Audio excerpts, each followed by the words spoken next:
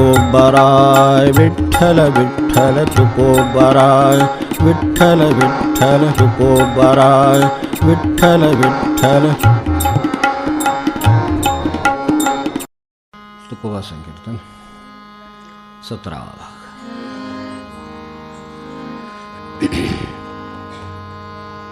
विठोबा रखुमाई जय जय विठोबा रखुमाई जय जय विठोबा रखुमाई जय जय विठोबा रखुमाई जय जय विठोबा रखुमाई जय जय विठोबा रखुमाई जय जय विठोबा रखुमाई जय जय विठोबा रखुमाई जय जय विठोबा जय जय विठोबा रखुमाई जय जय विठोबा रखुमाई जय जय विठोबा रखुमाई जय जय विठोबा रखुमाई जय जय विठोबा रखुमाई जय जय विठोबा रखुमाई जय जय विठोबा रखुमाई जय जय विठोबा रखुमाई जय जय विठोबा रखुमाई जय जय विठोबा रखुमाई जय जय विठोबा रखुमाई जय जय विठोबा रखुमाई जय जय विठोबा रखुमाई जय जय विठोबा गौरदार विठ्ठल ज्ञानदेव पंढरीनाथ महाराज की.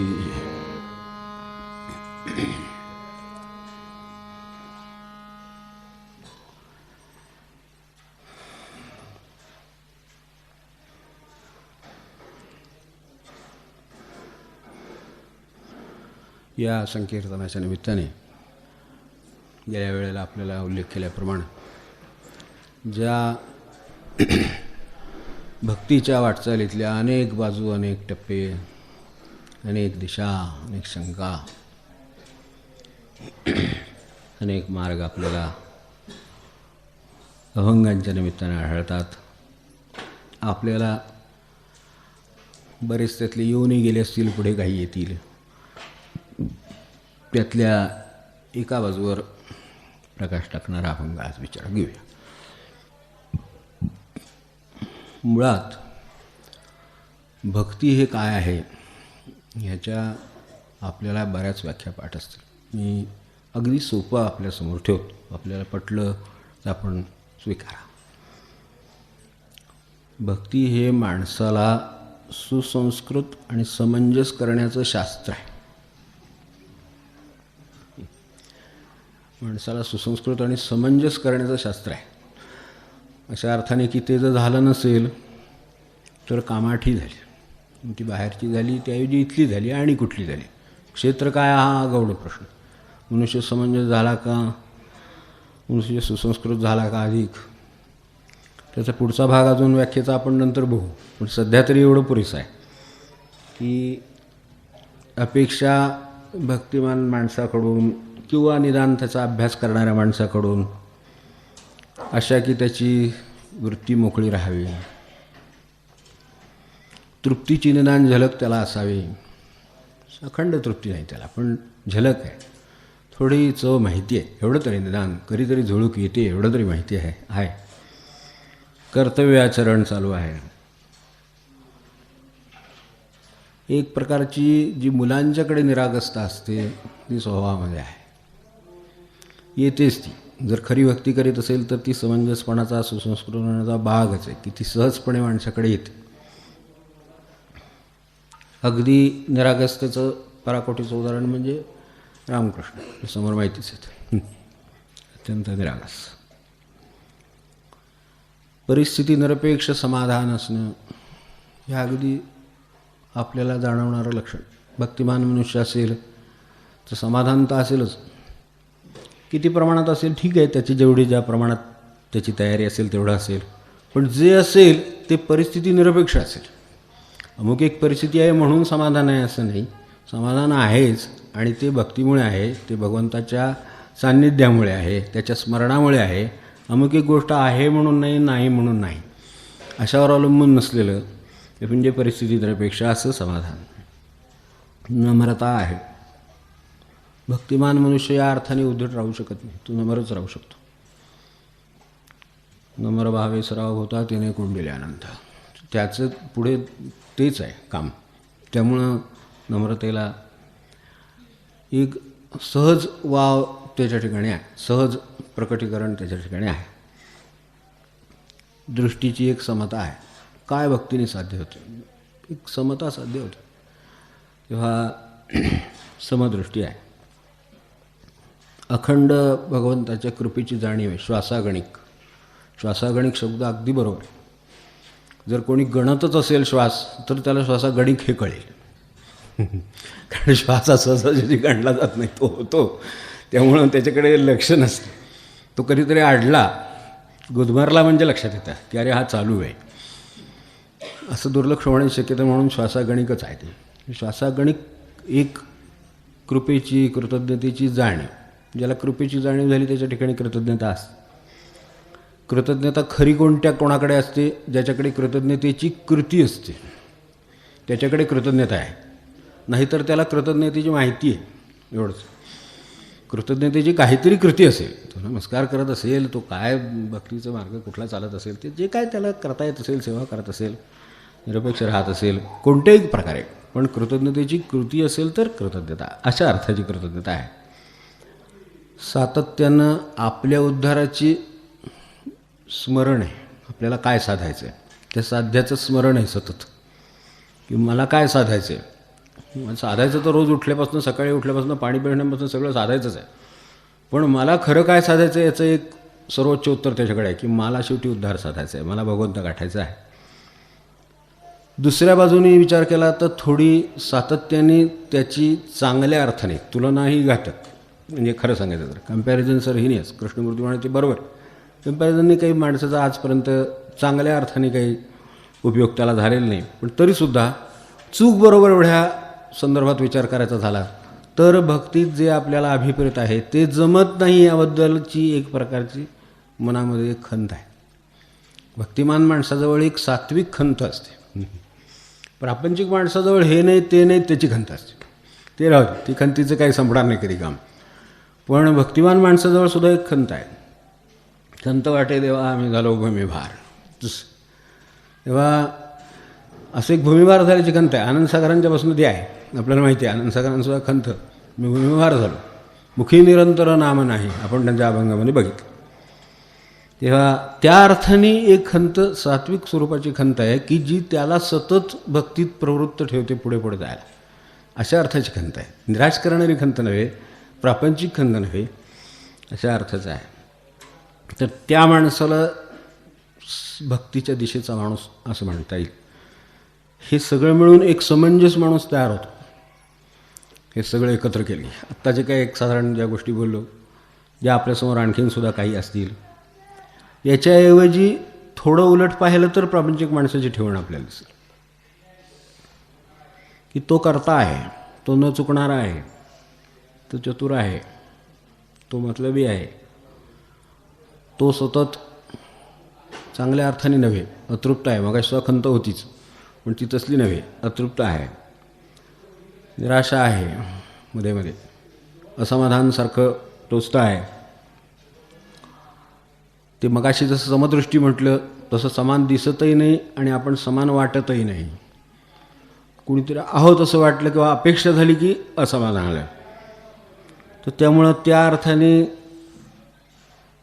एक प्रकारची असमानता मनामध्ये आहे कुठेतरी. तर हे सगळं बघितलं की प्रापंचिक मनुष्य आपल्यासमोर उभा राहतो. कारण प्रपंचाचं स्वरूपच असं आहे, प्रपंच हा मी गिरवीत जायचा मार्ग आहे, परमार्थ मी पुसत जाण्याचा मार्ग आहे. म्हणून ते तसे विरोधातच आहेत. एक म्हणतो मी गिरवीत जा, जितका घट्ट होईल, जितका खोल होईल, जितका पक्का होईल, तितका प्रापंचिक मनुष्य प्रपंचामध्ये श्रेष्ठ म्हणून समजला असतो. पण प्रापंचिक श्रेष्ठत्व आहे, सुरुंगावर आहे, त्यामुळे कधी उडेल सांगता येत नाही आणि कधी असमाधान पदरात पडेल सांगता येत नाही. इकडे परमार्थात तो पुसतच चाललेला आहे, त्यामुळं होईल तो फायदाच आहे त्याच्या दृष्टीनं. कारण जेवढा मी कमी तेवढा आनंदाला वाव जास्त, जेवढा मी कमी तेवढा आनंदाला समाधानाला वाव जास्त. इतकं हे बरोबर प्रपंचाच्या उलट असल्यामुळे तिकडे जेवढा मी वाढवत जाईल तेवढं समाधान वाढत जातं, इकडे जेवढा मी कमी करीत जाईल तेवढा समाधान वाढत जातं. तेव्हा हे यातले फरक लक्षात घेतले तर या ठेवणीत काय फरक आहेत ते लक्षात येतील. आता हे का सांगितले ते पाहू, की भक्तीचं आणि ह्या थोड्या अभक्तीचं म्हणू किंवा परमार्थाचं आणि ह्या ठेवणीचं, प्रपंचाच्या ठेवणीचं असे भाग का म्हणले. तर आपल्याला उत्तम भक्त व्हायचं आहे यासाठी सगळी धडपड सुरू आहे. बाकीच्या धडपडी या सगळ्या गौण आहेत, ते त्याला पूरक म्हणून आहे. पण मूळ आपली धडपड चालली आहे ती उत्तम भक्त व्हावं अशी आहे, आदर्श भक्त व्हावे असे आहे. आता ते जमावं ह्यात शंका नाही, की तेवढं वाटते म्हणून तर निर्धाराने आपण काहीतरी बाकीचे उद्योग सोडून बसलो. तर आपल्याला उद्योग आहेत, कामं आहेत, सगळं समोर दिसतं आहे, सगळं आहे, तरीसुद्धा आपण बसलो आहोत. कारण आपल्याला माहिती आहे समाधान तिथे आहे, त्याचा जर मार्ग भक्तीतूनच जातो हे आपल्याला माहिती आहे, म्हणून त्यासाठी आपण वेळ ठेवून बसलो. तेव्हा आदर्श व्हावं हे उत्तमच, आदर्श भक्त होणं जमावं हे उत्तम.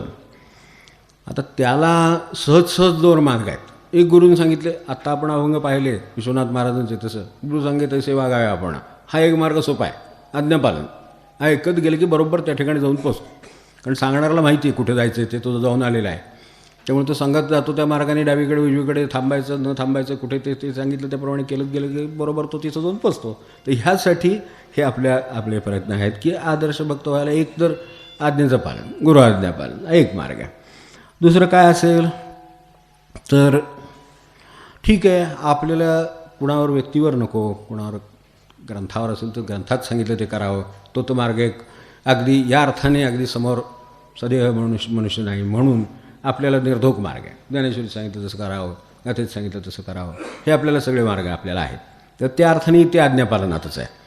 त्याच्या व्यतिरिक्त दुसरा मार्ग काय आपल्याला राहिला तर हे माझ्या विश्वासाचा भाग नाही, ठीक आहे मान्य. कदाचित हे आपल्याला आजच्या लौकिकदृष्ट्या बुद्धिवादी अशा अर्थाने ज्याला गणलं जातं अशा माणसांच्या दृष्टीनं कदाचित हे थोडं असं वाटेल की असं कोणाला शरण जाणं बरोबर नाही, कोणाच्या आज्ञेत राहणं, आपण निर्णय घेतले पाहिजेत, आपण आपल्या बुद्धीची धार वाढवली पाहिजे, त्याला विवेक शक्ती वाढली पाहिजे, मान्य आहे सगळं. तर हे जर असेल तर विवेकाचे जे काही निर्णय असतील त्यानुसार पालन करण्याची क्षमता असली पाहिजे. मग त्यानं गेलं तरी जाईल. विवेक देव वाटवतो कोणा सगुण निर्गुण, आपल्या गीतेत म्हटलं तसं की विवेक जरी देव वाटला तरी चालेल, पण तो तितका देवा इतका शुद्ध विवेक अखंड हवा तर चालेल, नाहीतर मग अवलंबून असलेलं बरं, सांगितलेलं ऐकलेलं बरं. तेव्हा हे दोन मार्ग आपल्याला आहेत.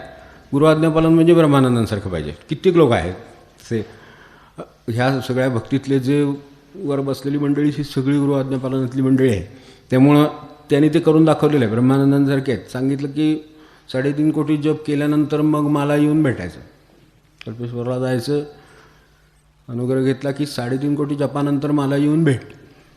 आता तिथं अवस्था काय आहे, तर ते प्राणी आहेत, ते आहेत, ते सगळ्यात तिथं जाऊन राहायचं, वावरायचं, काय मिळेल ते झाडपाला काय असेल ते सगळं पुरं केल्यानंतर भेटायचं. त्यामुळे 2-3 वर्ष तरी गाठ पडण्याची काही शक्यता नाही, अखंड त्यात राहिलं तरी, आणि तेवढी तयारी पण आहे. मग हा मार्ग तसं म्हटलं तर आदर्श भक्त व्हायला सोपा आहे तसा, कारण एकदा एक सांगितलेलं ते केलेलं आहे की झालं. तर ते झाल्यानंतर आपल्याला माहिती आहे की ते तितकं आज्ञापालन त्या दर्जाचं आणि अचूक आहे आणि तेवढंच स्वतःवर नियंत्रण आहे, म्हणून ते झाल्यावर त्यांचा ग्रंथीभेद झाला. आपल्याला माहिती असेल की त्यांचा ग्रंथीभेद झाला आणि त्यांना जो ब्रह्मानंद मिळायचा तो मिळाला. आता फक्त काय म्हणून तर ब्रह्मानंद नाव ठेवलेलं आहे, त्यामुळे त्यांना तो मिळाला आणि त्या नावाशी ते एकरूप आहेत, प्रत्यक्ष अनुभव आहे, त्यामुळे त्या नावाशी एकरूप आहेत. आणि मग त्यांना महाराजांनी पुढचं कामच सांगितलं, सेठ आता तुम्ही काम करा आता पुढे भगवंताचं, कारण भगवंताचं काम करायला त्याच्यावर टाकणे इतपत त्याची तयारी असणं ती त्यांची झाली. मग हा मार्ग एक बरा आहे, पण आपल्याला चालायला कसा आहे ते आपणच आता ठरवावं. मी आपल्याला कशाला म्हणू, आपण ठरवू शकता हे चालणं सोपं आहे का. घरातल्याचं काय ऐकणं आवड असतं, ते गुरुचं कुठलं ऐकतो, आणि गुरुने असलं काही सांगितलं तर त्याच्यापेक्षा ऐकणार नाही. ते म्हणणार अडचणी किती, तिथं पाणी मिळेल का, तिथं हे मिळेल का. ते महाराजांच्या बरोबर नैमिषारण्यात आम्हाला यायचे म्हणले. ते म्हणले एका स्टेशनपर्यंत घेऊन गेले आणि मग काय म्हणले, तिथं गेल्यानंतर सकाळी उठल्याबरोबर चहा मिळत नाही, काही नाही, पुढे आपल्याची व्यवस्था नाही. आजचं नैमिषारण्याची गोष्ट वेगळी झाली, यात्रेचं स्थान आहे, तर ती गोष्ट वेगळी आहे. त्यावेळेचं नैमिषारण्याची कल्पना करून आपण बघावी. कदाचित दिवस नाही, काही दिवस फाके पडतील अशी अवस्था आहे, तर तेव्हा आपण इथं थांबला तर बरं होईल. ते निदान ही तरी आज्ञापालन केलं त्याने, त्यामुळं आज्ञापालनाचाही प्रकार असू शकतो की जे जमणार नाही असं गुरु म्हणतात ते न करणं. पूर्वाध्यापाला म्हणजे करा म्हणतात ते करणं आहेच, पण जे तुम्हाला जमणार नाही असं सांगतात तेही न करणं, कारण तेवढी त्याची पात्रता झाल्याशिवाय त्याला ते सांगतच नसतात. त्यांना माहिती आहे म्हणून ते तेवढंच सांगतात. तर ते म्हणतात इथपर्यंत आला स्टेशनपर्यंत माझ्याबरोबर, इथपर्यंत ठीक आहे, आता तुम्ही परत जा, कारण हे पुढचं जीवन तुम्हाला मानवणारं नाही आहे, मला राहायचं आहे तिथे थोडा काळ, काही मंडळी तिथे भेटणारी असतात. महाराज एकदा म्हणाले ते की काहींना भेटण्यासाठी जसं हे मी फिरत असतो सगळ्यांच्यात असतो, तसं काही एकांतात असतात, त्यांना भेटण्यासाठी मला एकांतात जावं लागतं असं म्हणे. याच्यावरून काही ते आपण ओळखावं, आपली योग्यता असेल तर आपण जावं तसं. तर हा एक पालनाचा मार्ग. विवेकाचा निर्णय असेल तर हरकत नाही, पण विवेकाने एकदा ते ठरलं की तसंच्या तसं करणार म्हणजे करणार, काय करणार ते त्या विवेकाच्या पलीकडचं उत्तर. आता आठवलं म्हणून आपल्याला सांगतो, विनोबांचं होतं विवेकशक्तीचं उत्तम उदाहरण, की आपल्याला जे ठरलेलं एकदा विवेकशक्तीने सांगितलं त्याप्रमाणे आचरण करा. त्यांना म्हणजे ज्याच्यात म्हणतो आपण जास्त धोकेबाज कैदी, धोकेबाजबद्दल एकदा ते काय म्हणाले तर आपल्याला ते माहिती आहे की त्यांना ते ग्रंथ मागवून घेत नाही ह्याच्यात ह्याच्या तुरुंगामध्ये वाचायला वगैरे. त्यावेळेला बाकीच्यांचे ग्रंथ त्यांना मिळत नसत, इतरांचे कैद्यांना त्यांचे ते तुरुंगाधिकारी सगळं तपासून ग्रंथ देत की ह्यात काही राजद्रोहाचं वगैरे काय भानगड असली तर ते आत्ता मंजूर होत नसे तो अर्ज, ह्याने जरी दिला तरी. यांचे मात्र दिलेले सगळे ग्रंथ मंजूर होऊन येत. तर त्यांना विचारलं की तुम्ही काय मागवता, तुम्हाला कसं मिळतं? ते म्हणाले मी गीता मागवली, उपनिषदं मागवली, सगळी त्यांना मिळत आहेत. ते म्हणले मग ते तुम्हाला सगळी कशी मिळतात, मग ह्याची स्क्रुटिनी होत नाही का? आमच्या ग्रंथाची स्क्रुटिनी होती. ते म्हणले हे किती स्फोटक आहेत ते त्यांना माहीत नाही. तुम्ही जे मागवता ते बरोबरच आहे, त्यामुळं त्यांना असं वाटतं की याच्यावरनं पुन्हा राजद्रोहाच्या आणखीन कुठल्या तरी याच्यात जायला होईल आपल्याला. तर ह्या ग्रंथात खरा स्फोटक ती आहे, पण ते म्हणले त्यांना माहीत नाही म्हणून माझे सगळं मंजूर करून टाकतात. त्यावरनं म्हणले मी जे काम करतो ते बाहेर एवढं स्फोटक असतं, पण ते त्यांना कल्पना येत नाही, त्यामुळे लगेच मंजूर होतं. तर त्यांना जास्त धोकादायक कैदी म्हणून ह्याच्यात टाकलं होतं वेल्लोरला, आपल्याला माहितीच आहे, वेल्लोरच्या तुरुंगात टाकला तमिळनाडूमध्ये. ती तमिळ भाषा. तर गेल्याबरोबर त्यांनी तमिळ भाषा शिकवायला मला माणूस द्या एवढीच फक्त मागणी केली. तुम्हाला इथं काही आवश्यक आहे का? आता हो म्हणले आवश्यक आहे. सूर्यदर्शन सांगितलं तसं, आणि ते हे तमिळ भाषा शिकवायला कोणीतरी माणूस देतो. म्हणले ठीक आहे आम्ही तमिळ शिकवायला देतो. ते त्याच्याकडे तमिळ शिकायला लागले. मग त्यांनी बाजूला आणखीन चौकशी केली तर तेलुगू बाजूला बोललं जातं, तेलुगू शिकायला लागले. कन्नड बाजूला होतं म्हणून कन्नड शिकायला लागले, आणि मल्याळी तिथंच काठावरच आहे. 4 भाषा एका वेळेला शिकायला सुरुवात केली. आपली विवेकशक्ती जागृत असेल तर हे शक्य आहे. आपल्याला एक भाषा शिकायची असली तर अजून इंग्रजीची अवस्था 25 वर्ष शिकून काय असेल ते आपण आपलं ठरवावं. पण त्यांची 4 भाषा अशा तऱ्हेने एका, आता हे सुद्धा कशासाठी हाही प्रश्न आहे. त्यांना एकदा विचारलं होतं की कशासाठी ही भाषा तुम्ही तमिळमध्ये आला? ठीक आहे तुरुंगात टाकलं म्हणून तुम्ही आला. ते म्हणले ज्या प्रांताचं मी अन्न खातो त्या प्रांताची भाषा मला आली पाहिजे. अरे विवेक जागृत असला पाहिजे. असा जर जागृत असेल तर हरकत नाही. त्या प्रांतातलं अन्न खातो आहे तर तिथली भाषा मला आली पाहिजे, ह्यासाठी शिकली. तेव्हा आणि ते मग त्यांना विचारलं की तुम्ही 4 भाषा एका वेळेला का शिकतात? तर ते म्हणले 5वी नाही आहे म्हणून. आपण ओळखून राहावं ज्याची कुवत एवढी आहे त्यांनी विवेकशक्तीच्या मार्गाने जावं. जाण्याबद्दल कोणाचंच आड नाही, कारण भगवंतानी ते त्याचं एक स्वरूप आहे विवेक हे. तर त्यामुळे ते त्याचं स्वरूप देऊनच पाठवलं आहे. जसं चैतन्य स्वरूप देऊन पाठवलं, जसं भक्तीचा ज्वाळा देऊन पाठवलेला आहे, तर तसं हेही पाठवलेलं आहे. आपण ते घ्यावं. तेव्हा असं असेल तर तसं जावं हे उत्तम. म्हणजे त्यांच्या बाबतीत आठवलं तो सांगायला आपल्याला माहिती असेल, पण वडिलांचा या मुलांच्यावर आणि त्यांच्या त्या विवेकशक्तीवर आणि त्या सगळ्यावर एवढा जबरदस्त विश्वास होता. तिन्ही भावंडं अशी होती. तेव्हा त्याच्यानंतर वडील काय कार्य करणारे होते याची आपल्याला कल्पना असेल. ते रंगतज्ञ होते, रसायनज्ञ, काय असंख्य गोष्टीत तज्ज्ञ होते. अनेक बाबतीत त्यांनी नवीन नवीन दिशा शोधून काढल्या, आयुष्य त्याच्यात गेलं. तर हे सगळे अशा तऱ्हेचे तयार असून ते बाकीच्यांच्या अपेक्षा असतात ना की त्याच्यामागे काही, आता वडील वारल्यानंतर तेव्हा ते सगळ्या शेवटच्या वेळेला तिथं विनोबा होते. तेव्हा विनोबाला नंतर विचारलं पुढे की त्यांचं स्मारक म्हणून काही करण्याचा आपला विचार आहे का, काय स्वरूपाचं? बरोबर आहे तसं थोडं तसंही स्वरूप असतं आणि तेही बरोबर आहे. तर ते फक्त ते म्हणाले ते लक्षात ठेवण्यासारखे आहे की विवेक जर इतका जागृत आणि शुद्ध असेल तर ते काय म्हणाले, मी स्वतःचं जे शुद्धीकरण करतो आहे ते त्यांचं मी म्हणजे जिवंत स्मारक आहे पाहिजे, हरकत नाही. मी जिवंत स्मारक आहे ठरू शकतो. ते जेवढे परिशुद्ध त्यांना अभिप्रेत आहेत त्याच्यापेक्षा परिशुद्ध व्हायचा मी प्रयत्न करतो आहे, हे त्यांचं जिवंत स्मारक मी करतो असं माझी भावना आहे. मग मान्य आहे. तेव्हा आदर्श भक्त व्हायचं असेल तर हे जमायला हरकत नाही. मग असे दोन्ही मार्ग आहेत, आपल्याला जो जमेल तो करावा. हेही का सांगितलं आता ते सांगतो पुढं, की आदर्श भक्त व्हावं हे वाटतं हे बरोबर आहे, पण होणं कसं कठीण आहे हे आपल्यासमोर दिसतं. अभंगामध्ये बघायची ती आणखीन एक बाजू बघायची आहे यासाठी, की आपण समंजसपणा ही एक भक्ताची बाजू पाहिली किंवा स्वरूप पाहिलं. आदर्श भक्त व्हावं ज्या अडचणी आहेत त्या पाहिल्या. आता समोर त्या दोन्ही तशा अडचणीच्या आहेत, गुरुआज्ञापालनही आहे आणि विवेक आहे, आणखी काही असतील. तर ते जे काय आहे ते आदर्श होण्यासाठी गरज आहे, हेही बरोबर आहे. पण आपण आपल्यापुरतं पाहिलं तर कशा बाजूनं आपल्याला यातलं काय साधेल, तर ह्यातलं दोन्ही साधायला दोन्ही बाजूला अवघड आहे. एक विवेक टिकणं अवघड, आधी सुचणं अवघड, शुद्ध असणं अवघड. त्यातल्या त्यात तो शुद्ध असला म्हणजे जर सापडला असला तर उपदेशापुरता असतो, तो त्याला स्वतःला पाळतायची वेळ आली की ते आलं सगळं अवघड काम. मग असं काही विवेक उपयोग पडत नाही, तो सांगायला उपयोगी पडेल. त्यामुळं त्याचा आपल्याला काय उपयोग नाही. म्हणजे आपल्याला भक्त व्हायला आता काय करावं लागेल, तर बरं आपली इतर बाजूनी बघावं तर भाव म्हटलं तर भावाची बाजू कमी, तळमळ म्हटली तर कमी. तळमळ असती पण केव्हा गाडी अंगावर येते तेव्हा, लग्न जमत नाही तेव्हा, नोकरी लागत नाही तेव्हा ती तळमळ निर्माण होते एकदम म्हणजे भक्तीची. पण ती अर्थातच ती झालं की विरून जाते, किंवा नाही झालं तरीसुद्धा विरून जाते. त्याच्यापेक्षा पॉवरफुल कोणतरी दुसरं गुरु पाहायला पाहिजे असं वाटतं. म्हणजे एकंदरीत ती तितकीच असते. तर त्याची आज आपल्याला माहिती आहे किती येते. त्यामुळं भाव काय, तळमळ काय, लौकिक काय, ह्या सगळ्या गोष्टी जर आपल्या या बाजूनं कमी असतील तर आपण एक करू शकतो की बाबा एक कृपेची याचना करू शकतो, की बाबा हे जर माझ्याकडं नाही आहे, माझ्याकडे विवेक शक्ती एवढी नाही, माझ्याजवळ एवढ्या आज्ञापालनाची शक्ती नाही, तर मी काय करावं.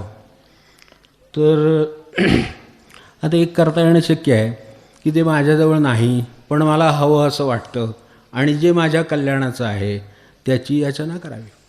साध्या भाषेत या कृपेची याचना करावी, हा एक मार्ग आहे.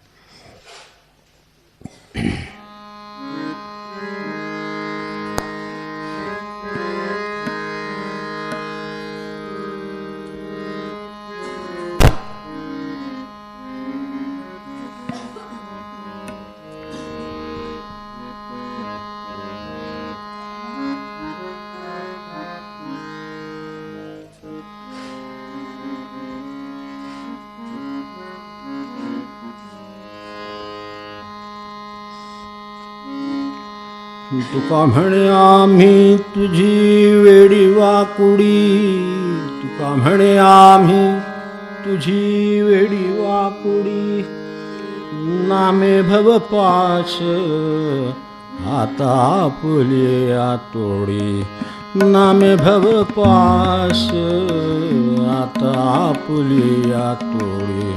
तुका म्हणे आम्ही तुझी वेडी वाकुडी, तुका म्हणे आम्ही तुझी वेडी वाकुडी, नामे भवपाश आता आपुले आतोडी. आरुष शब्द बोलो मनी न धरावे काही, आरुष शब्द बोलो मनी न धरावे काही, लडीवाळ बाळके तुझी आमुची आई, लडीवाळ बाळके तुझी आमुची आई. आरुष शब्द बोलो मनी न धरावे काही, आरुष शब्द बोलो मनी न धरावे काही, आरुष शब्द बोलो. अनेक बाजूने आपलं पाहिलं तर काय ते एवढं आहे की आपण वेडेवाकडे आहोत, नाही भक्तीला जमण्यासारखे, त्या सगळ्याला सूट होण्यासारखे नाही. एवढी जरी जाणीव जरी असली तरीसुद्धा उरलेलं त्यांच्याकडे मागता येईल. माझ्याकडे एवढंच आहे, जास्त हवं आहे ही गोष्ट खरी आहे. एवढं जर मनाला खरोखर आतून वाटलं असेल तर मागण्यात जो भाव येईल तो ते खेचून आणेल.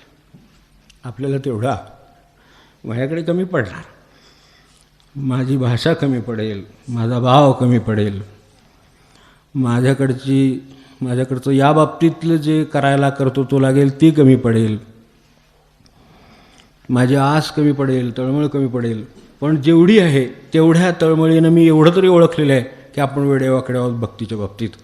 तेव्हा आता तुका म्हणे आम्ही तुझी वेडी वाकुडी, आम्ही असे आहोत खरे, पण आता उरलेलं काम तुझंच आहे असं म्हणायला एक ऋणानुबंध लागेल ना. पण असं कोणाची म्हणता येईल? जाता जाणाऱ्या येणाऱ्या रस्त्यावरचा मनुष्य ऐकून घेईल का? तो म्हणेल तुम्हाला गाडी चालवायला येत नाही का नीट, गाडी लागू दे की जरा लगेच, मला नाही नीट चालवता येत. हे कोणाला सांगून चालेल? हे आपल्या भक्तीत भगवंताला सांगून चालेल, पण भगवंताशी काहीतरी ऋणानुबंध नातं लागेल. ते काय लागेल?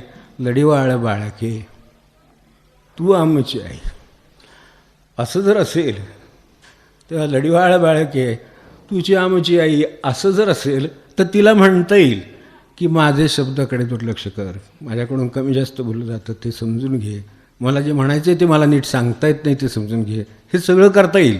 पण जर असं नातं असेल तर तेव्हा भक्तीला आणखी एक मार्ग आपल्याला मिळाला की हा लढीवाळपणा जर आपल्याला जमला, जर हे नातं ऋणानुबंध आपल्याला जमला, तर कसल्याही स्वरूपातला भगवंत आपला काय गुरु असू देत, भगवंत असू देत, ते आपल्याला खेचून घेतल्याशिवाय राहणार नाहीत. कारण शेवटी एकदा आई म्हटलं की तिला कळवळ येतोच, काय कमी जास्त असेल ते ती कालते पोटात आणि घेते ओढून, असं आहे.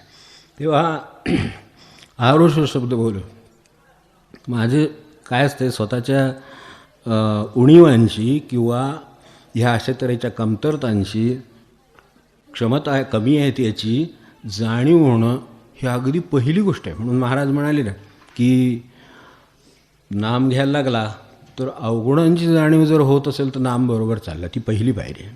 अवगुणाची जाणीव होणे साधनाची पहिली पायरी आहे. गुणवान आहोत असं वाटत जाणं हा बेसावतपणा आहे भक्तीमध्ये. बाकी एरवी ठीक आहे, ते आपल्याकडे जसं ते आत्मविश्वास वगैरे लागतो वगैरे तिथे ते ठीक आहे, ते सगळं ते ज्या भाषेत चाललेलं आहे त्या भाषेत ठीक आहे. पण ह्या भाषेत भक्तीच्या नाही, माझ्या ठिकाणी हे नाही, माझ्या ठिकाणी ते नाही, वाटू दे त्या खंतीमुळं का होईना, पण माझ्या ठिकाणी कुठेतरी शरणागती येईल आणि मला मार्ग सापडेल, यासाठी ते आहे. तर असं मला कळत जाणं याची गरज आहे. आणि ते जर कळत गेलं तर मग आपल्याला जसं जमतंय तसं मी भजन करतो, जसं जमतंय तसं मी म्हणतो, जसं जमतंय तसं पाठ करतो, काय जे करतोय जमतंय तसं करतो. ते कमी आहे, वेडवाकडं आहे, सगळं मला माहीत आहे, पण माझे शब्दसुद्धा गोड नाहीत हे मला माहीत आहे. तर हे सगळं मला माहीत आहे, पण आता लढीवाळ बाळके तुझे आमचे, आता तू काही मनावर घेऊ नकोस. ह्यातलं जे काय कमी पडलेलं आहे, एरवीचा मनुष्य क्षमा नाही करणार. तो म्हणेल तुला ह्या कसोटीला उतरायला लागेल तर आत घेईन. आपली सीट ती सगळीकडे सीटी लागू आहे बाहेर, कोण कोणाला घेत नाही. घरामध्ये सुद्धा आपल्या अपेक्षेप्रमाणे बरोबर झालं नाही तर माणसाला पसंत पडत नाही. घरातल्या आपल्या पसंतीचं माणूस आणलं असलं तरी आणखीन काय सांगू, विठोबा रखुमा जय विठोबा रखुमा जय जय विठोबा जय जय विठोबा रखुमा. हे आपल्याला इथं साधं एकदा ते ठरवलेलं आहे तरीसुद्धा माणसाला पसंत पडत नाही, कारण त्याच्या यार्डस्टिक्स आहेत, त्याचे काही कसोटे आहेत, नियम आहेत, काही अपेक्षा आहेत. तर त्यात ते बसलं नाही तर रिजेक्ट, ते नाही माणसाला आवडत लगेच. आता रिजेक्ट इथे फारसं करता येत नाही म्हणून सोपं नाही आहे म्हणून बरं आहे ते एक प्रकारे, पण नाही तर कठीणच झालं असं सगळं. ते तिकडं झालं आहे कठीण, ते आता येऊ नये एवढी फक्त इच्छा आहे, बाकी काय नाही. तर ते आपल्याला घरातसुद्धा किंवा बाहेरसुद्धा, तुम्ही व्यवसायात बघा, नोकरीत बघा, जिथे तिथे त्याप्रमाणे नाही झालं तर कोणी सांभाळणारा आपल्याला नाही, भक्तीत सांभाळणारा आहे, असं आहे. तात्यासाहेब काय म्हणाले ते आपल्याला माहिती आहे ना एकदा, की सगळ्या जगाने तुला टाकला तरी मी तुला टाकणार नाही. आता त्याच्या अपराधांची परिसीमा काय असेल याचा आपण विचार करून बघू. ज्याला स्वतःला गेटवरून आत यायला सुद्धा नको वाटतं, बाकीची मंडळी आज सोडत नाहीत, कारण त्यांना माहिती आहे की हा मनुष्य याच्यात येण्यासारखा नाही म्हणून त्याला बाहेर अडवलेला आहे. एकेकाळचा महाराजांचा माणूस आहे हे खरं आहे, पण संगतीनं म्हणा यांना म्हणा तो बाजूला गेला, सगळं झालं आणि त्यामुळं बाकीची मंडळी त्याला ओळखतात, ती आज सोडत नाहीत. तर अशा वेळेला आतून महाराज, ह्या अशा घटना एक नाही, दोन नाही, 3 वेळा झालेल्या आहेत. त्यावेळेला त्यांनी आतून निरोप पाठवला की बाहेर गेट जवळ आहेत, ग्रस्थांना आत पाठवा. आता त्या शब्दापुढं कोणाची बोलायची शक्ती नव्हती, म्हणून त्यांना आत पाठवलं आणि बाकी सगळे बाहेर पडले. कारण बाकीच्यांना त्यांच्या लौकिकाची काळजी, यांच्या संगतीत ही आहे तसं वाटेल म्हणून एकट्यानं भेटू देत. ते म्हणले एकट्यानंच भेटू देत, तुम्ही बसा. कारण त्यांना प्रत्येकाचं अंतरंगाची जाणीव आहे आणि प्रत्येकाचंच सांभाळायचं आहे. मग ते आत आल्यावर ते म्हणले की माझ्या हातून एवढ्या परत. ते म्हणले मला माहिती आहे, तुम्ही बाहेर आहात हेही मला माहिती आहे, म्हणूनच तुम्हाला बोलावले. तेव्हा सगळ्या जगाने जरी तुम्हाला टाकलं तरी मी टाकणार नाही. हे उत्तर आपल्याला कोण व्यवहारातलं म्हणून देणार? ही सर्वोदय गुरु देईल, नसेल तर भगवंतच देईल. येऊ देत, मला अच्छा आहे. महाराज म्हणायचे ना की कधीही संत निराश होत नाहीत कोणाबद्दल, तेवढेच संत. बाकी सगळे आपले महंत किंवा इतर ते समजायचं आपण. ते अपेक्षित नाही बसलं की नाही जमत. इथे अपेक्षित नाही बसलं तरी पुन्हा म्हणतात बरं असू दे, त्या क्षणी तशी बुद्धी झाली असेल, कदाचित तशी परिस्थिती असेल, काय ज्याला काय नाव द्यायचं ते देतील, पण ते बाजूला टाकतील आणि म्हणतील ठीक आहे. ती माणसं जेवायला यायची त्यावेळेला महाराज काय म्हणायचे, अखंड जेवतात लोक, तक्रार करायचे हे इथे वर्षानुवर्ष इथे राहत आहेत, जेवतायत खात आहेत रोज, नामाचं नाव नाही कुठे आणि हे दिसत नाही कशा ह्याला उपासनेला नाहीत कशाला नाहीत, तर आपण ही माणसं कशाला सांभाळली असं महाराजांना विचारणारे लोक होते. महाराजांना स्वतः. आता वास्तविक महाराजांनी विचारण्याचा आपला अधिकार आहे, खरं त्यांना कळायला पाहिजे होतं. ते जर नाम घेत असते तर कदाचित हे विचारलं नसतं स्वतःच. त्या नाही का, त्यांचं नाम जर खोल गेलं असतं तर ते महाराजांपर्यंत पोचले असते तर त्यांना हे कळत नसतं, विचारायचं असं काही डोक्यात झालं नसतं. तरी पण कुठेतरी वाटेत आहेत, तरीसुद्धा असं वाटतं. म्हणून कम्पॅरिझन म्हटलं ते जिनियस, की एवढ्यासाठीच की ती केल्याने हे मनात आलं म्हणून महाराजांनी विचारलं. तर महाराज म्हणले ठीक आहे, ते आज इथे राहत आहेत आणि अन्न खात आहेत ना, कधीतरी वृत्तीवर परिणाम होईल अशी मला आशा आहे. आपण प्रत्येकजण काही तयारी घेऊन जन्माला आलो का? कुठेतरी प्रसंग आला, कशाने तरी वृत्तीवर परिणाम झाला, काहीतरी झालं म्हणून आलो ना. मग त्यांचा अजून प्रसंग आला नसेल, त्यांच्यावर अजून तशी वेळ आली नसेल, त्यांच्या तळमळीची अजून ते काय काळा उगवला नसेल, त्यावेळेला उगवेल त्यावेळेला होईल ना, खाऊ देत नाही, काय बिघडत नाही. रामाचा प्रसाद खात आहेत, कुठेतरी ते प्रसादाने कधीतरी बुद्धीवर परिणाम होईल. या जन्मात नाही झाला तर त्या जन्मात थांबायची त्यांची तयारी आहे. तिथं आजचं उद्याचं काय, तिथे खरं श्रेष्ठत्व आहे किंवा तिथे खरं देवत्व आहे. मग असं त्यांचं आहे. म्हणून आपल्या दृष्टीनं सुद्धा आपण विचार केला तर भक्तीला हा मार्ग आपल्याला सोपा आहे.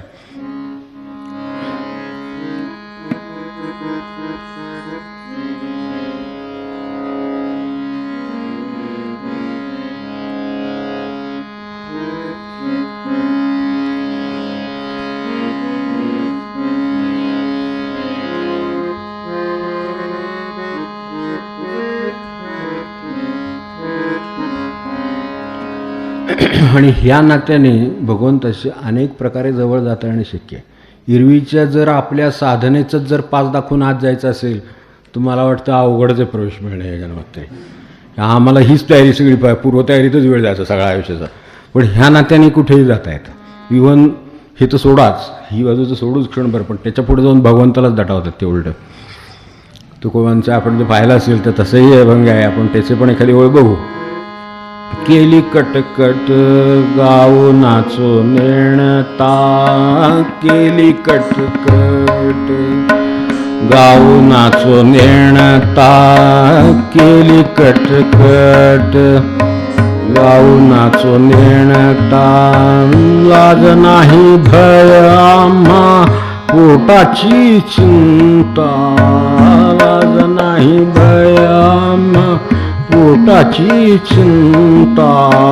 केली कटकट गाऊ नाचो नेणता, केली कटकट गाऊ नाचो नेणता. आम्ही कटकट केली आहे, आम्हाला माहीत आहे म्हणते पांडुरंगाला. ही सांगण्याची शक्यता फक्त ह्या भक्तीच्याच नात्यात आहे की मला गायला येत नाही, मला नाचायला येत नाही, सगळं केलं नाही येत तरीसुद्धा मी केलेलं आहे. ती कटकट असेल तुमच्या दृष्टीनं, असू देत, पण मला काय त्याची लाजभय नाही, कारण मी ती प्रेमापोटी केलेली आहे. तेव्हा आता तुम्ही हे सगळं जे करता आहात तर तुम्ही त्यासाठी हे ऐकत बसलेले आहात, तर तुम्ही हे संकट निवारण करता आहात, लोकांसाठी एवढं सगळं करता आहात, तर तुमचे पाय शेंडले बिंडले तर नसतील. बैसा शिणले ती पाय रगडू दातारा, बैसा शिणले ती पाय रगडू दातारा. जाणवू द्यावारा उभ झाली शरीरा, जाणवू द्यावारा उब झाली शरीरा केली कटकट गाऊ नाचो नेणता. हे सगळं असताना तुमचे जे काही तुम्हाला कष्ट पडत आहेत ही सगळी कटकट ऐकायला आणि लोकांचं हे सगळं निवारण करायला, त्याच्याने सुद्धा मला असं वाटतं की आपल्याला उभं राहून राहून त्रास नाही होते. ती माझ्याकडून पाहिजे पुन देऊ का. बैसा शणले ती पाय रगडू दातारा जाणव देवारा उभं झाले शरीरा. तेव्हा उशिरा उशीर किती काय म्हणावा जननीय बाळका कोप काही न धरावा. बाळकाचा कोप काही धरू नये जननीने. मी काय सांगावं आपल्याला. आईने मुलाचा कोप धरू नये हे सांगू शकतात ते, कारण हे नातं वेगळं आहे. जो सिद्ध म्हणून बसलेला आहे त्याला त्या कसोटीवरच उतरलं पाहिजे. जो अशा भक्तीच्या मार्गाने गेलेला आहे त्याला असं जाता येणं शक्य आहे. तेव्हा इतकंच नाही तर आमचा उलटा असा निर्धार आहे, तुझी संगती आम्ही करू कोल्हाळ.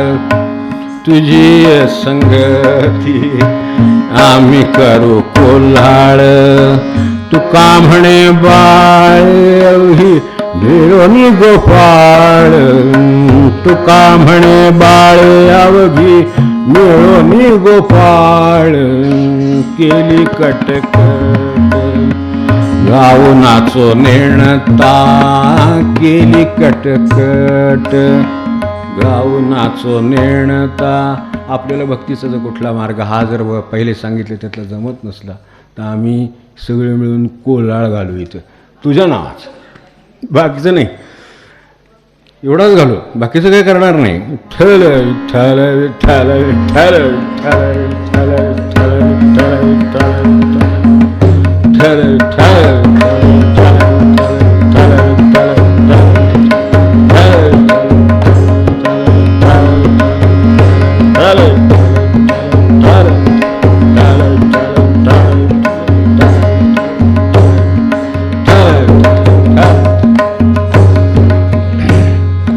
आता ह्याच्यात हा कोल्हाळा घातला विठ्ठल विठ्ठल म्हणून, तर हा असा गोड कोल्हाळा आम्ही घालू. एरवी आम्हाला काही बाकीचं गोड बोलता येत नाही, भाषेचा आम्हाला तेवढा अभ्यास नाही, नियंत्रण नाही.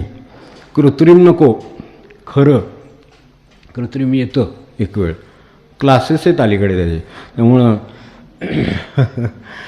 ते मॅनरली कसं बोलावं काय वगैरे त्याचे क्लासेस आहेत, त्यामुळे ते एक वेळ करून करता येईल. पण हे जे आतून येतं प्रेम, तशी काही माझी भाषा प्रेमळ नाही. तेव्हा पहिल्याच अगदी सुरुवातीला जे सांगितलं की माझे शब्द आरुष आहेत, वाचेचंच पहिल्यांदा का बोलले तर संपर्काचं पहिलं माध्यम माझं भाषेचंच आहे म्हणून भाषेचं बोलले. वाणीचं का बोलले, आपल्याकडे अनेक वेळेला आपण व्यवहारात म्हणलं सगळं करतात बघा पण बोलून घालवतात. आपण ऐकलं असेल घरामध्ये कधीतरी कुठेतरी कुठल्या तरी घरात, कदाचित आपल्याच घरात असेल, पण कुणाच तरी कोणाबद्दल तरी ऐकलं की नाही सगळं सगळं सगळ्यांसाठी करतात. नाही असं नाही, पण शेवटी बोलून घालत म्हणजे त्या बोलण्यावर काय ते सगळं बाकीचं केलेलं जातं, एवढं राबलेलं जातं, एवढं दिलेलं जातं, घेतलेलं सगळं जातं, पण त्या बोलण्यानं जातं. म्हणजे त्याचंही काही महत्त्व असलं पाहिजे, ते चुकीचं नसलं पाहिजे, असमंजस नसलं पाहिजे, अहंकारी नसलं पाहिजे, बेसावत नसलं पाहिजे. असं काही मला बोलायचं ते काही जमत नाही. त्यामुळे हे जे आरुष बोलणं आहे माझे कशी भाषा अशी आरुष आहे. शिव्या वया आपल्याला माहिती आहे, याच्यामध्ये शिव्या येऊन जातात सहजपणे, त्यांच्यात शब्द येऊन जातात, पण माझे शब्दच असले आहेत, मी अशाच ह्याच्यात शिकलो वाढलो आहे, माझं असंच सगळं आहे. पण हे समजून घ्या, आरुष शब्द माझे शब्द जरी आरुष असले तरीसुद्धा मनी न धरावे काही, आपण तेवढे मनावर घेऊ नका. असे एखादा शब्द माझा जातो, कारण काय करणार मी तरी, माझं तसेच शब्द आहेत. वाचीचं बोलले हा आरुष शब्द आहे ना, आरुष म्हणजे आर्ष मुळामध्ये आपल्याला माहितीच असेल की आर्ष शब्द हा ऋषीवरून आला. मुळात ऋषींचं ते आर्ष. आपल्याकडे आर्ष प्रयोग म्हणून आजही संस्कृतमध्ये आहे. अगदी ठळक प्रयोग आपल्याला चटकन आठवत असेल तर सत्यमेव जयते हे ऋषींचं व्याकरण. तसं जयती जयतेमध्ये जयती आहे खरं म्हणजे, पण जयते मान्य झालं कारण ते उपनिषदातलं आहे. त्यावेळची जी भाषा होती त्यानुसार तो शब्द तसा चालत होता, साध्या भाषेत सांगायचं म्हणजे. तर त्यामुळे सत्यमेव जयते आहे, तो आर्ष रूप आहे. जयती म्हणायला पाहिजे पण जयते म्हणतो आपण, आणि ते बरोबर आहे कारण तो आर्ष रूप आहे म्हणून बरोबर आहे. आता झालं काय, टप्प्याटप्प्याने हे आपल्याला आपली माहिती आहे म्हणून, किंवा आपल्याला माहिती आहेच तरीसुद्धा उजळणी म्हणून फक्त हे म्हणायचं की आरुष म्हणजे हे मुळात आर्ष, त्याचं अपभ्रष्ट रूप हे झालं. पुढच्या काळामध्ये ज्या वेळेला ऋषींचा काळ मागे पडला आणि पुढचा उत्तर काल झाला, त्या काळामध्ये किंवा पाणिनीच्या काळामध्ये आर्ष शब्द वापरला गेला. आर्ष शब्द वापरला गेला आणि छांदस शब्द वापरला गेला. कारण ऋषींचं सगळं होतं ते वेद आणि वेदांत या विषयाचं होतं. म्हणजे उपनिषद आहेत, वेद आहेत आणि उपनिषद आहेत अशा स्वरूपाचं होतं. मग ते जे काही वेदांताचं आहे ते सगळं ते छांदस आणि आर्ष असं पाणिनीच्या काळात, पुढच्या उत्तरकालीन काळात तो शब्द आला. आणि नंतर काय झालं, हे सगळं वैदिक या अर्थाने आर्ष शब्द वापरला त्याने. तो पुढे आरुष झाला आणि आरुषचे आताच्या काळात आरुष म्हणजे जे कमी दर्जाचं आहे, अर्वाच्य आहे, लहरी आहे. मूळ शब्द कुठे आहे बघा, ऋषींचं ते आर्ष. आणि ते बरोबर आहे अजूनही, म्हणजे माहिती आपल्याला आहे, पण तरीसुद्धा काळानुसार त्याचा इथे जो शब्द ज्या वेळेला वापरला त्यावेळेचा जो वर्तमान म्हणजे आत्ताचा काळ आहे असं म्हणून वापरतं, तर त्या काळातला लहरी आहे, जसं जमेल तसं आहे. अगदी आजच्या काळाला धरून सुसंस्कृत नाही म्हटणार आपल्याला, म्हणून गाथेमध्ये आपल्याला शब्द असे लागतात ते त्या अर्थाने सुसंस्कृत वाटणार नाहीत, पण ते त्यांच्या दृष्टीनं आरुष म्हणून त्यांनी म्हटले माझी भाषा थोडी अशीच आहे, थोडी अर्वाच्यच आहे, या अर्थाने आरुष शब्द इथे आला. तर हे सगळं त्यांना म्हणता येतं. हे सगळं कसं साधलं आहे त्यांनी, तर लढीवाळ बाळके तुझी आमची आई. तेव्हा हे ह्या बाबतीत शक्य आहे. असं जर जायचं झालं ना तर एक आपल्याला एक चांगला शॉर्टकट आहे, तो आपण वापरायला हरकत नाही. तेव्हा तो जो वापरला तर भक्तीने किंवा लढीवाळपणाने हे शक्य होतं. म्हणून पुढं ते जसं हे आरुषबद्दल बोलले, आरुष बोलो आरुष शब्द बोलो मनी न धरावे काही, आरुष शब्द बोलो मनी न धरावे काही, लढीवाळ बाळके तुझी आमची आई, लढीवाळ बाळके तुझी आमची आई, आरुष शब्द बोलो मनी न धरावे काही, आरुष शब्द बोलो मनी न धरावे काही, आरुष शब्द बोलो. देई गे विठाबाई प्रेम भातुके, देई गे विठाबाई प्रेम भातुके. आपलं कमी पडते, शब्द आरुष आहेत, कठीण आहे, मला जमत नाही आहे, आम्ही वेडीवाकडी आहेत, तरीसुद्धा मागतायत प्रेम भातुका आम्हाला दे, कारण हे आम्ही कबूल केले. भक्तीनं कबूल केल्याने क्षमा होते आणि त्याचं जो दोष आहे तो निघून जातो, म्हणून मागता येतं उलटं. म्हणजे अशा ह्याला उलटं प्रवेश नाही मिळणार आपल्या ह्या पद्धतीत, पण इकडे प्रवेश मिळतो. देगे ठाबाई प्रेम भातुके, देगे ठाबाई प्रेम भातुके, अवघिया कौतुके लहाना थोरा सकळा, अवघिया कौतुके लहाना थोरा सकळा, आरुष शब्द बोलो आरुष शब्द बोलो मनी न धरावे काही, आरुष शब्द.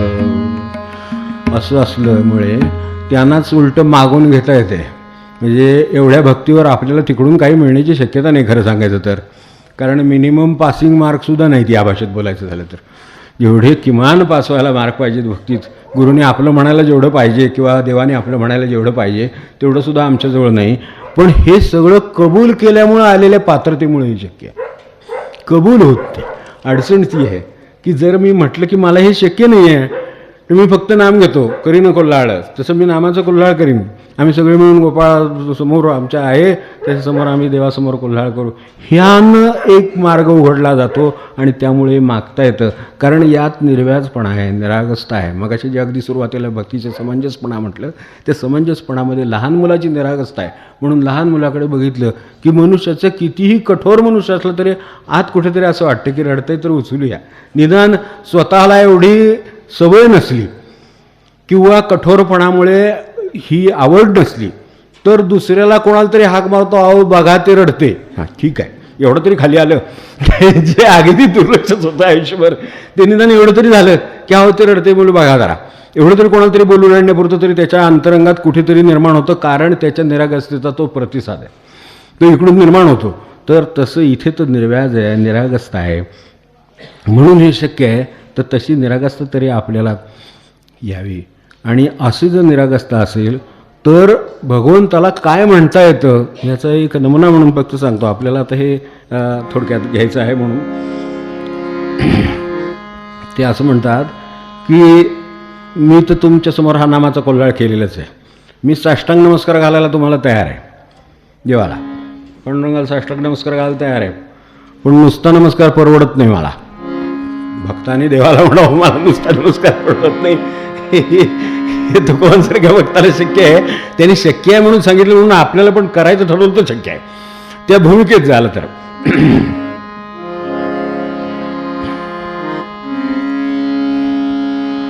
द्याल माळ जरी पडेन मी पाया. द्याल माळ जरी पडेन मी पाया. दंडवत वाया कोणवीची. दंडवत वाया कोण.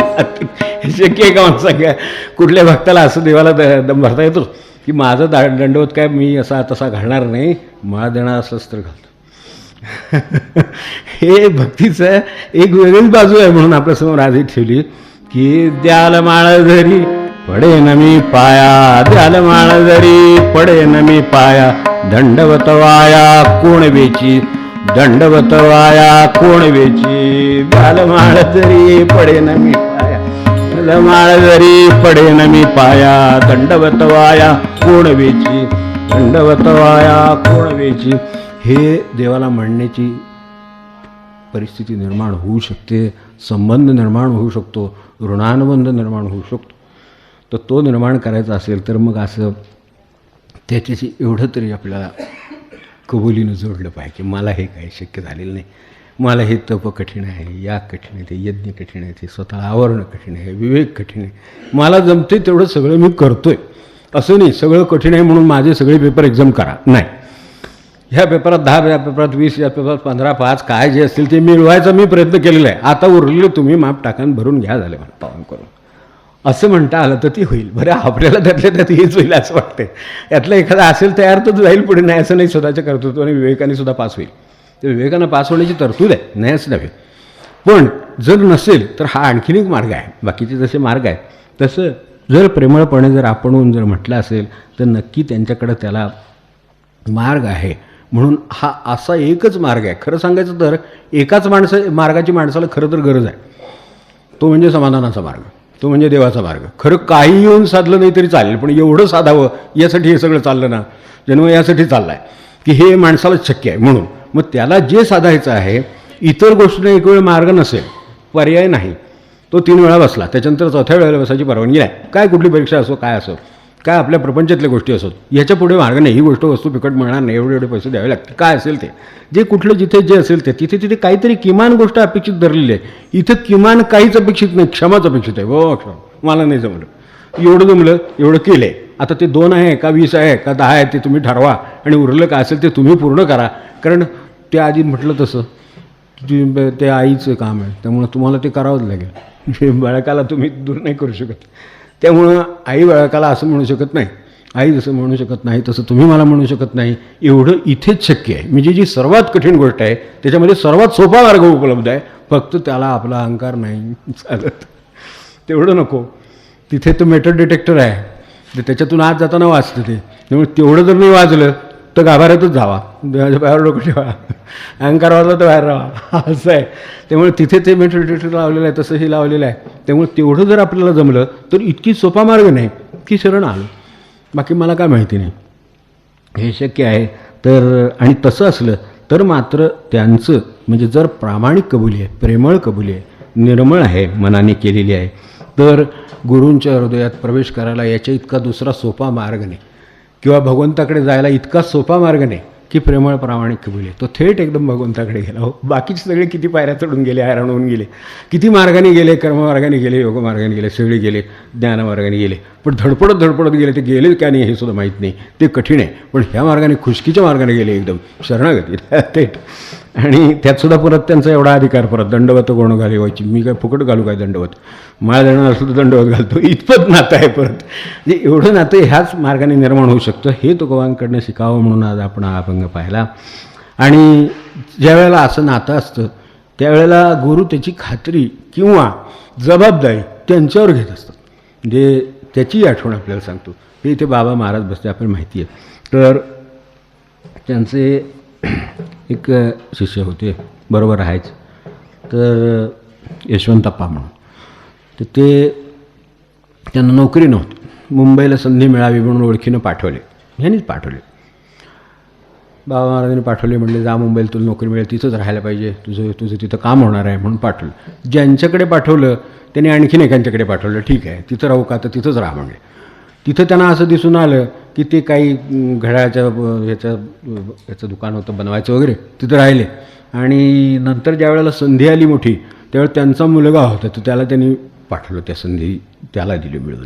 तेव्हा ह्यांच्या मनात आला आपल्याला गुरुनी इथे पाठवलं, ह्यांनी देताना त्यांच्या मुलाला संधी दिली, आपण इथेसुद्धा लटकतच राहणार का? कारण आत्तापर्यंत नोकरीचा आपला अनुभव असा आहे आणि आपण कशाच दृष्टीनं पात्र नाही. म्हणजे गुरुंनी सांगितलं ते ऐकलं, ते पण करून आपण त्यातून यशस्वी नाही, त्यालाही आपण पात्र नाही, यांच्या कृपेलाही पात्र नाही आणि आपल्याला इथेही करमत नाही, मी परत येतो म्हणून त्यांनी पत्र लिहिलं.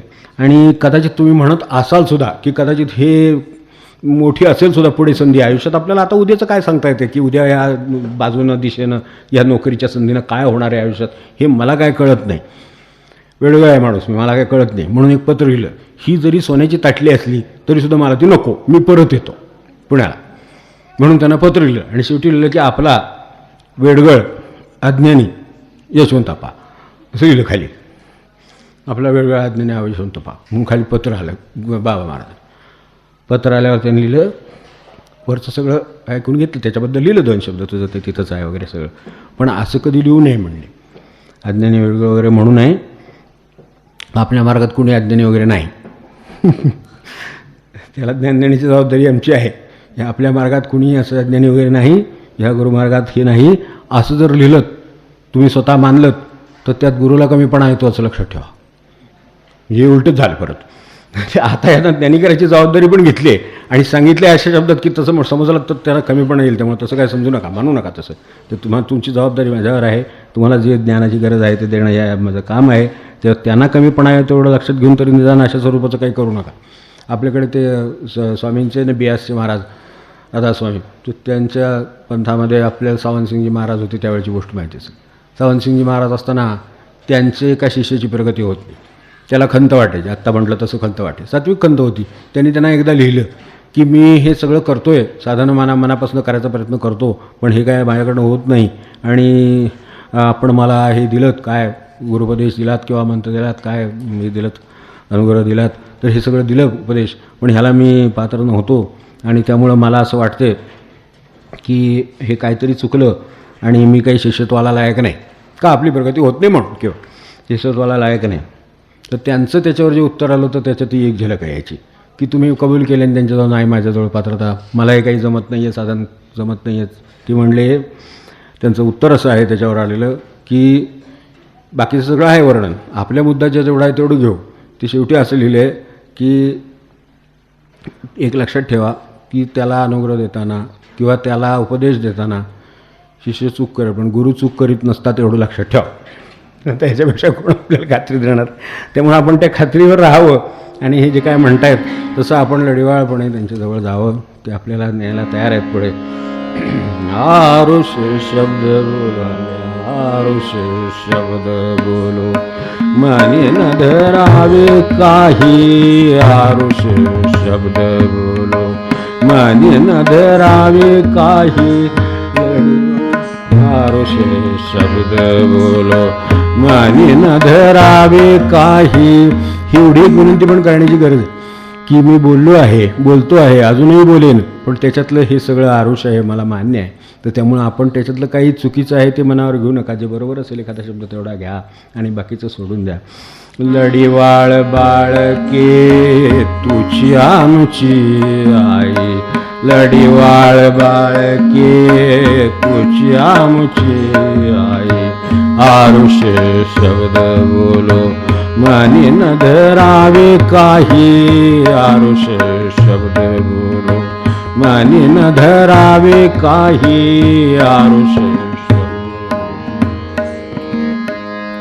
ढोबार कुमार जय जय, ढोबार कुमार जय जय, ढोबार कुमार जय जय विठोबा जय जय विठोबा जय जय विठोबा जय जय विठोबा जय जय विठोबा जय जय विठोबा जय जय विठोबा जय जय विठोबा जय जय विठोबा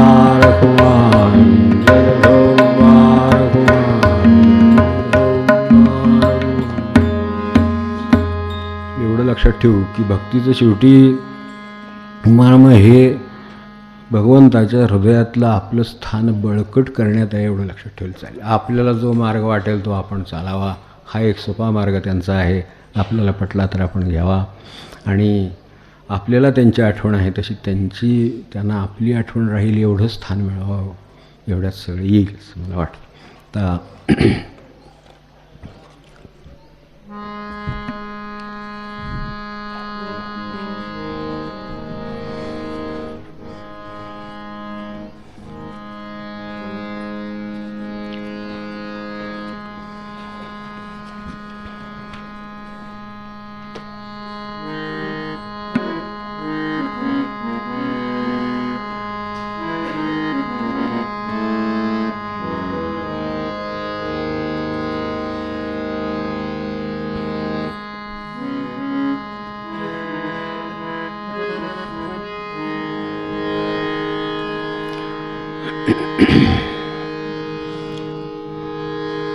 पान 331 पद 207.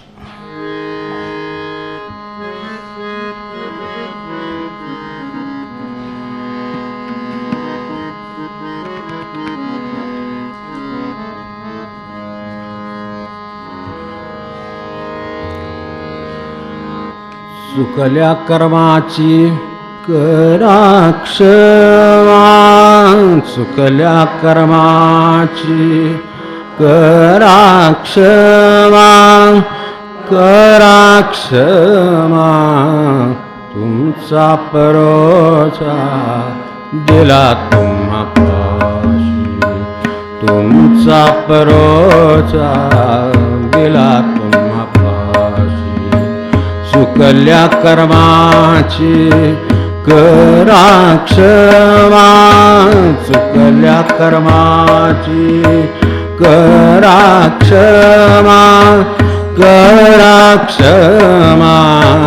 तुमचा परोचा दिला तुम्हा पाशी, तुमचा परोचा दिला तुम्हा पाशी.